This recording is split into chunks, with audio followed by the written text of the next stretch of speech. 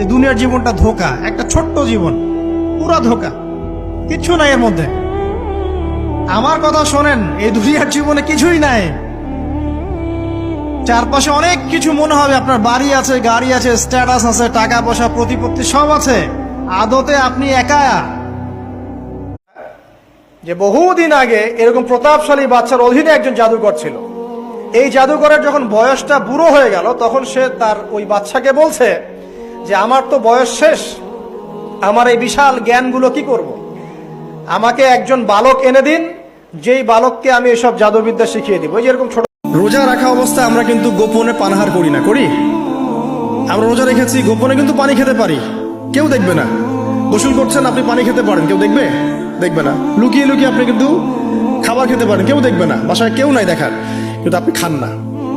আপনি সবর করেন, সহ্য করেন, একদম সূর্যাস্তের সময় গিয়ে আপনি ইফতার করেন। নবী মুসা আলাইহিস সালাম যখন যুবক, তখন একদিন তিনি দেখছেন রাস্তায় দুজন লোক ঝগড়া করছে। একজন তার গোত্রের, আর একজন হচ্ছে ফেরাউনের বাহিনীর। মুসা আলাইহিস সালাম তার গোত্রের, যে তার জাতের, তার সাথে তার পক্ষ নিলেন। একটা দোয়া পড়বেন, আপনি 10 লক্ষ নেকি পাবেন ইনশাআল্লাহ। কত লক্ষ? 10 লক্ষ। দোয়াটা শিখাচ্ছি। দোয়াটা হচ্ছে লা ইলাহা ইল্লাল্লাহ ওয়াহদাহু লা শারীকা লাহু লাহুল মুলক ওয়া লাহুল হামদ ইউহয়ী। যে ব্যক্তি 1 দিরহাম সুদ খেয়েছে, সে যেন 36 বার জিনা করেছে। একবার জিনা করেছে। আপনি জানেন, কথার কথা বললাম যে কারো পরিবারের কোন এক মেয়ে বা ছেলে জিনা করে ফেলেছে, নাউজুবিল্লাহ, ধরা পড়েছে এলাকার মধ্যে।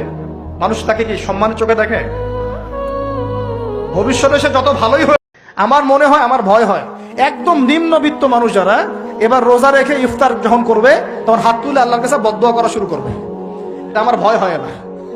অপেক্ষা করেন, দেখতে থাকেন সামনে কি হয়। এই যে রমজান মাস সামনে আসে, দেখে নিয়েন বহু ব্যবসায়ী তাহাজ্জুদ পড়বে, তারাবিও পড়বে, মসজিদে গিয়ে ফটর ফটর করা শুরু করবে, লাইট। আপনি বিশ্বাস করেন ব্যবসা খুব ভালো চলছে? মানুষ বললো যে বাহ, তোর তো ব্যবসা হেভি, লালে লাল শাহজালাল। ঠিক আছে, দেখবেন আপনার কেনা বেচা বন্ধ হয়ে গেছে। এরকম হবে, আমার কথাটা বিশ্বাস করেন। এটা কিন্তু সায়েন্স প্রমাণ করতে পারবেন না, আল্লাহ এবং তার রাসূল বলেছেন। তার উপরে কোনো সত্য নেই। আছে সূরা কাহফ 29 নম্বর আয়াত পড়ে দেখেন, আল্লাহ পাক বলছেন ওয়াকুলিল হাক্কু মির রাব্বিকুম। সত্য।